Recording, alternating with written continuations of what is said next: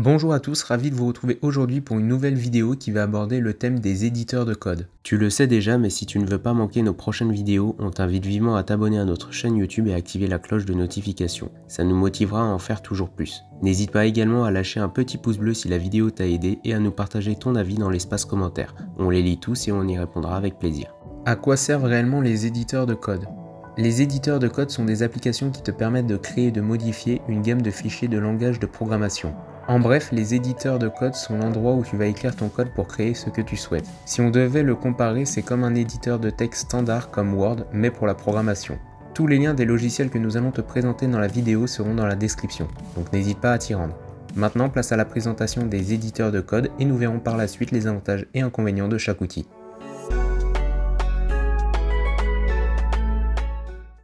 Sublime Text établit la norme pour les éditeurs de texte pour certaines personnes.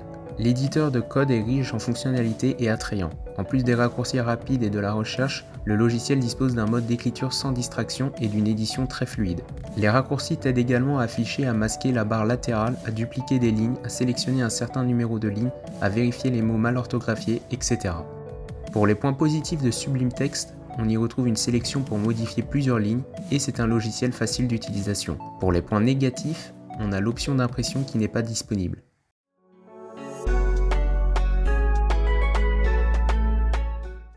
Notepad est un éditeur de code populaire gratuit. Cet éditeur de texte est populaire auprès des programmeurs car il leur permet d'examiner facilement le code.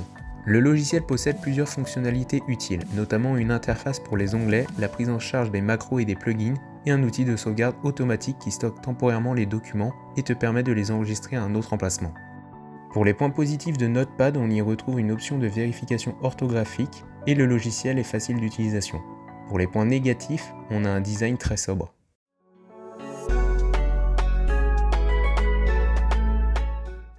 Visual Studio Code est un logiciel d'édition de code open source développé par Microsoft. Cet éditeur de texte gratuit offre une prise en charge intégrée de TypeScript, JavaScript et Node.js. Il est complété automatiquement avec les fonctionnalités IntelliSense et fournit des complétions intelligentes basées sur des types de variables, des modules essentiels et des définitions de fonctions. Pour les points positifs de Visual Studio Code, on y retrouve un outil rapide car il ne prend pas beaucoup de place sur la RAM. Pour les points négatifs, on a un fonctionnement lent sous Linux. On se retrouve sur le logiciel Sublime Text. Donc Sublime Text dispose d'un menu facile d'utilisation, on pourra ouvrir un fichier, sauvegarder, le fermer, etc. Il y a plein d'autres options que tu pourras retrouver sur le logiciel.